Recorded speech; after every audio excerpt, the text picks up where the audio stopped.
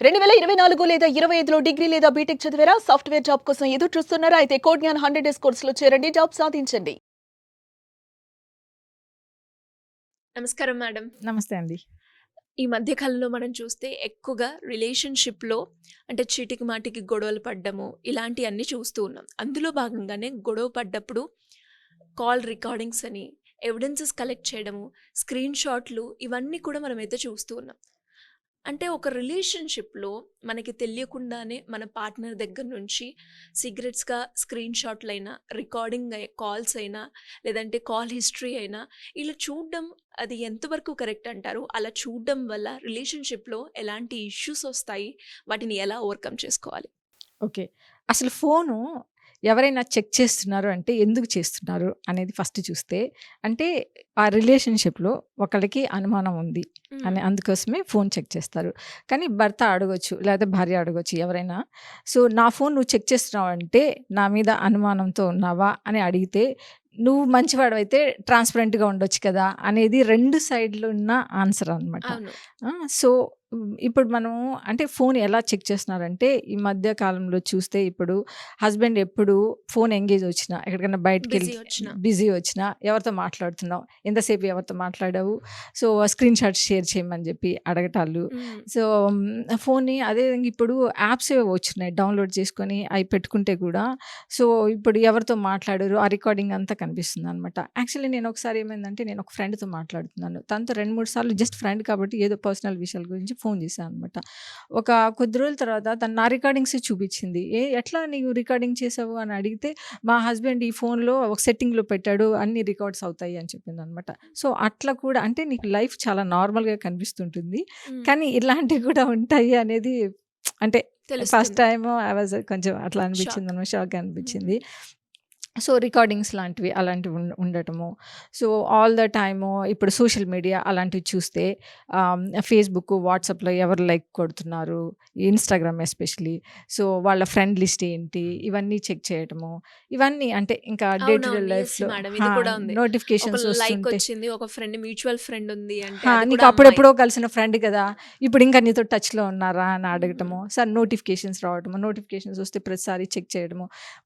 అంటే ఎవరితోన్నా మాట్లాడుతున్నప్పుడు ఎక్కడ మళ్ళీ మాట్లాడుతుంది, ఎలా మాట్లాడుతుందని గమనించడము. ఇవన్నీ ఏంటంటే ఎవరి పట్లయితే కొంచెం డౌట్ ఉంటుందో పార్ట్నర్స్‌లో ఎవరికైనా కూడా అది ఒక్కళ్ళు అని చెప్పడానికి లేదు. అది ఇద్దరిలోనూ ఉంటుందనమాట. ఉంది కూడా ఇప్పుడు.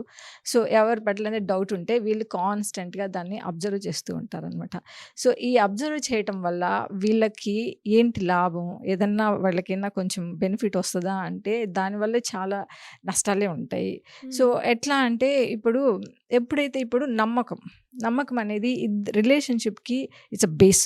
ఒక అవును. హౌస్‌కి ఫౌండేషన్ ఎలాగో హ్మ్. రిలేషన్‌షిప్‌కి నమ్మకం అనేది అంత స్ట్రాంగ్‌గా ఉండాలి. సో, నువ్వెప్పుడైతే ఒక మనిషిని నమ్మట్లేదో ఆ రిలేషన్‌షిప్ ఎక్కడికి వెళ్తుంది? నువ్వు రోజు ఈ ఫోన్‌లు అట్లాంటివన్నీ చెక్ చేసి ఎవ్రీ డే నువ్వు ఒక ప్రాబ్లమ్‌తో వస్తూ ప్రతిరోజు ఇంట్లో ఒక మనిషిని అంటే అవమానిస్తూ, డిస్టర్బెన్స్ క్రియేట్ చేస్తుంది. అనుమానిస్తూ ఉంటున్నావంటే హ్మ్. సో, అలా ఇక్కడ పీస్ ఆఫ్ లైఫ్ అస్సలు లేదు కదా! హ్మ్. సో, ఫోన్ చూస్తున్నావు అంటే ఒక నమ్మకాన్ని కోల్పోతున్నావు తెలియకుండానే. ఏదైతే బెటర్ చేసుకోవాలి ఒక రిలేషన్‌షిప్‌లో అనేది వదిలేసి, ఇంకా అపనమ్మకాన్ని క్రియేట్ చేసుకుంటున్నాం అనమాట. సో, ఈ అపనమ్మకం ఎలా ఉంటది అంటే ఒక పెనుభూతంలాగా ఉంటది. సో, నువ్వు ఒకళ్ళ మీద ఏదైనా డౌట్ పడి కంటిన్యూయస్‌గా చెక్ చేస్తూ ఉన్నావు. ఎప్పుడన్నా నీకది కనిపించకపోయినా అనుమానం కనిపించకపోయినా గూడా ఏమవుద్దంటే ఏదైనా డిలీట్ చేశాడేమో. నిజంగా అక్కడ ఏమి లేకపోయినా కూడా ఈ అనుమానం ఏం చేస్తదంటే నిన్ను ఎంత దూరమైనా తీసుకెళ్ళిపోతూ ఉంటది. అది నిన్ను వెంటాడుతూనే ఉంటదనమాట ఆ అనుమానం అనేది. సో, అనుమానం పెరుగుతూనే ఉంటది అవతల పర్సన్ పట్ల. సో, నీకు అనుమానం ఉంది. ఆ తర్వాత నమ్మకం లేదు. సో, అప్పుడు నీకేమొస్తుంది అవతల పర్సన్ నువ్వెప్పుడైనా పాజిటివ్‌గా చూడగలుగుతావా? పాజిటివ్‌గా ఎప్పుడు మనం చూడలేము. సో, అవతల రెస్పెక్ట్ ఉండదు. సో, ఆల్ ద టైము చింటికి, మాటికి గొడవలే పెట్టుకుంటూ ఉంటారు ఇద్దరు. సో, ఇన్ని ప్రాబ్లమ్స్ మనం ఈ ఫోను చూస్తుంటే క్రియేట్ అవుతూ ఉంటాయి. ఓకే. మరి వాళ్ళిద్దరిలో ఎలా హ్మ్. ఎలా చూస్తారు అని మనం తెలుసుకోవచ్చు మ్యామ్? వాళ్ళు చూస్తున్నారు మనం ఫోన్ అని ఎలా తెలుసుకోవచ్చు? సో, ఎప్పుడైతే మనకి ఎవరైనా రికార్డింగ్స్ చేస్తున్నారు. ఈ యాప్స్ అట్లాంటివి డౌన్‌లోడ్ చేశారు. యాక్చువల్లీ నేను ఒక ఆమె స్క్రీన్ షాట్స్ చూసాను. ఆమె చాలా స్క్రీన్ షాట్స్ వాళ్ళ హస్బెండ్ ఇంకెవరితోనో మాట్లాడుతూనే చాలా స్క్రీన్ షాట్స్ నాకు పంపించిందనమాట. అంటే ఎలా దాని నుంచి బయటికి రావాలి ఐయామ్ సఫరింగ్ సో మచ్ అన్నట్టు హ్మ్. చెప్పిందనమాట. సో, అట్లా స్క్రీన్ షాట్స్ షేర్ చేయడం వాళ్ళు లేనప్పుడు.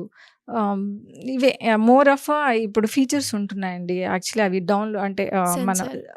అవేంటంటే మొత్తం రికార్డ్ అవుతూ ఉంటదనమాట ఫోను. నువ్వెవరితో మాట్లాడుతున్నావు అవన్నీ. కాల్ హిస్టరీస్ చెక్ చేయడము. ఇంక ఇవన్నీ మామూలుగా. హుహు. ఇంకా చాలామంది తెలియకేంటంటే సిమ్‌లు మార్చేసుకోవటం వాళ్ళు. ఇవి గూడా చేస్తూ ఉంటారనమాట. ఇది నేనైతే చాలా కామన్‌గా చూసాను. సో, దీనివల్ల ఇంకొకటి ఏంటంటే ఇప్పుడు ఇట్లా అనుమానం క్రియేట్ అవుతుంది.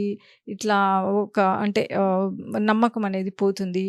ఎవరైతే అవతల పర్సన్ ఉంటారో పార్ట్నరు వాళ్ళ మీద కూడా వాళ్ళకి సెల్ఫ్ డౌట్ కూడా వస్తుందనమాట. అంటే ఇన్‌సెక్యూరిటీ ఫీలింగ్ వస్తుంది. ఎందుకు ఈ ఇన్‌సెక్యూరిటీ ఫీలింగ్ అంటే ఇప్పుడు ఒక ఇద్దరు పార్ట్నర్స్‌లో ఒకరు ఇంకొకళ్ళని చూస్తున్నారంటే ఇవతల వాళ్ళకి ఎలాంటి ఫీలింగ్ కలుగుతుంది? I'm not good enough.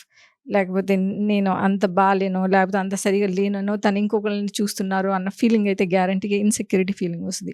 So, ఇన్ని ప్రాబ్లమ్స్ వస్తాయన్నమాట మనము ఎప్పుడైతే ఒకళ్ళని తెలియకుండానే అంటే మనం ఏమనుకుంటున్నామంటే ఏదో ఎవిడెన్స్ కోసం చూస్తున్నాం, ఆయన్ని పట్టివ్వడానికి చూస్తున్నామా, ఆమెను పట్టివ్వడానికి చూస్తున్నామా అనుకుంటాం అనమాట. అంటే ఆ రిలేషన్‌షిప్ బ్రేక్ అవుతుంది అని మనం అక్కడ అర్థం చేసుకోవచ్చు. It's a simple thing. కానీ there is so much into it అనమాట.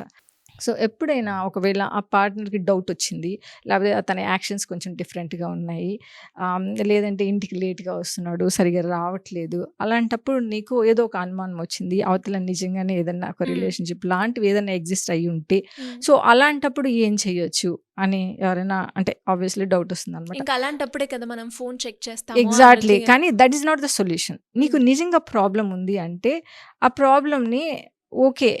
దీన్ని నేను ఎలా అడ్రెస్ చేయాలి? అంటే తనతో కూర్చొని నువ్వేమన్నా మాట్లాడి ఏదన్నా అయితే చేయొచ్చు. లేదంటే ఏంటి ప్రాబ్లమ్ ఎగ్జాక్ట్‌లీ ఎక్కడ ఉంది? దాన్ని ఎలా ఇప్పుడు ప్రొఫెషనల్స్ ఉంటారు, కౌన్సిలర్స్ ఎవరి దగ్గరైనా హెల్ప్ తీసుకోవచ్చు.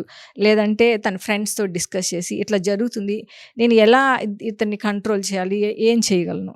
చేయలేకపోతే ఏమేం చేయలేరు. ఇంకా ఫోను చెక్ చేసి ఎంత చేసినా గూడా అవతల వాళ్ళు దాన్ని అబద్ధాలు చెప్పడం, నంబర్స్ మార్చేయడమో, లేకపోతే ఇంకో సిమ్ తీసుకోవడమో ఏదో అట్లాంటివైతే జరుగుతూనే ఉంటాయి గానీ, రిలేషన్‌షిప్పు నువ్వు ఫోను చూస్తున్నావని ఆగిపోతే అయితే ఆగిపోదు.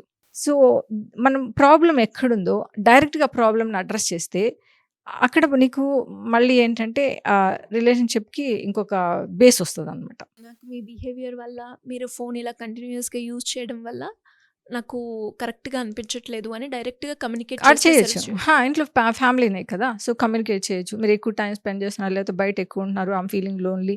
నాకు కంఫర్ట్‌గా అనిపించట్లేదు అని ఏదైనా తనకి ఎలాంటి ఫీలింగ్స్ ఉన్నాయో అవన్నీ షేర్ చేసుకోవచ్చు. అవతల మనిషి వినట్లేదు అనుకున్నప్పుడు నీకు తెలిసిన వాళ్ళతో మాట్లాడటమో, లేదంటే ప్రొఫెషనల్ హెల్ప్ తీసుకొని నేను ఎలా దాన్ని హ్యాండిల్ చేయాలి? ఎలా దాని నుంచి బయటికి రావాలి? అనే దాని మీదగా నేను వర్క్ చేస్తే ఇట్ ఈస్ ఫైన్. లేదంటే దిస్ ఈస్ నాట్ ద అంటే correct way of building a relationship okay. అనమాట. మీరంటున్నారు అంటే ఒకరు ఫోన్‌ని చూడడం అయితే కరెక్ట్ కాదు అని అన్నారు. హ్మ్. అండ్ రిలేషన్‌షిప్‌లో మనం మాట్లాడుకుంటే ట్రాన్స్‌పరెన్సీ ఉండాలి హ్మ్. ఇద్దరు అని అంటారు. మరి అలా మనం మాట్లాడుకుంటే దీన్ని ఎలా చూడాలి? ట్రాన్స్‌పరెన్సీ ఈజ్ కరెక్టే అండి. ఎందుకంటే ఇద్దరికీ అండర్‌స్టాండింగ్ ఉండి, ఇద్దరికీ ఒకళ్ళ పట్ల ఒకళ్ళకి అవగాహన ఉంటే ఓకే. నా ఫోన్ చూడు నాకేం ప్రాబ్లమ్ లేదు. ఓకే.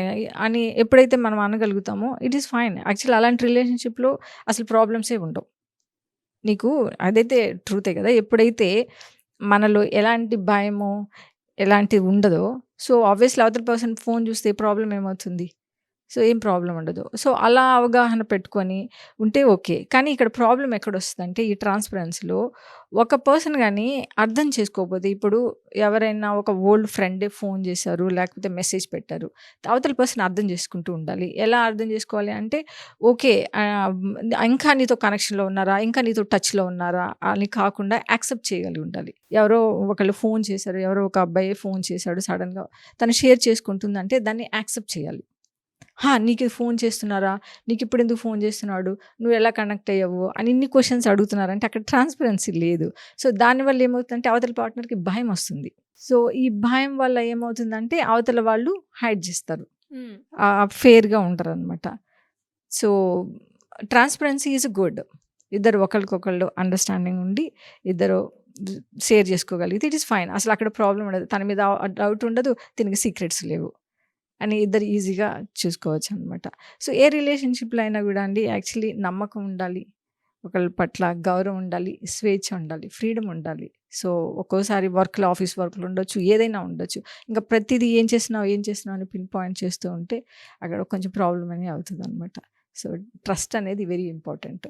ఒకవేళ లేకపోతే దాన్ని ఎలా అడ్రెస్ చేయాలనేది మాత్రమే మనం చేయాల్సిన పని. అంటే ట్రస్ట్ మేడం కొన్ని సార్లు ఇతను నా మనిషి అనిపిస్తూ ఉంటుంది కొన్నిసార్లు. ఇంకొన్నిసార్లు అవునా కాదా అన్న సిచ్యువేషన్‌లో వెళ్ళిపోతూ ఉంటాం. అక్కడే మనకి ఇలాంటి ఇష్యూస్ అనేవి స్టార్ట్ అవుతాయి అని చెప్పొచ్చు. ఎలా చూడాలి? అంటే ఇప్పుడు మనము ఆ పర్సన్ ఎలా చూస్తున్నాం? ప్రతిసారి అంటే మనమే డౌట్ క్రియేట్ చేసుకుంటున్నామా? నిజంగా అవతల పర్సన్‌లో ఆ బిహేవియర్ ఉందా? అనేది మనం క్లారిఫై చేసుకోవాలి. సో, చిన్న చిన్న ఇన్సిడెంట్స్‌ని బట్టే నువ్వు ఒక ఒక డెసిషన్ రాలేవు. ఒక 2 రోజులు లేట్‌గా వచ్చాడు, ఒక 10 రోజులు లేట్‌గా వచ్చినంత మాత్రాన ఆఫీస్ నుంచి నువ్వు ఇమ్మీడియేట్‌గా కన్క్లూజన్‌కి రాలేవు. సో, అనుకున్నారంటే మన వాళ్ళే కదా! ప్రాబ్లమ్ ఉంటే అడ్రెస్ చెయ్యి, మాట్లాడు. కానీ ఈ డౌట్స్ ఇలాంటివి ఉండటం ఈజ్ నాట్ అంటే రిలేషన్‌షిప్ బిల్డ్ అవ్వదు. ముందుకు వెళ్ళాలంటే ముందుకు వెళ్ళాలి అంటే నమ్మకం అనేది కంపల్సరీగా ఉండాలి. సో, అదే రియల్ లవ్ అంటే కూడా. అవతల పర్సన్ రెస్పెక్ట్ ఇవ్వటం. Yes. Thank you ma'am. Thank you అండి. సుమన్ టీవీలో మీ పర్సనల్ అండ్ బిజినెస్ ప్రమోషన్స్ కోసం కింది నెంబర్కి కాంటాక్ట్ చేయండి.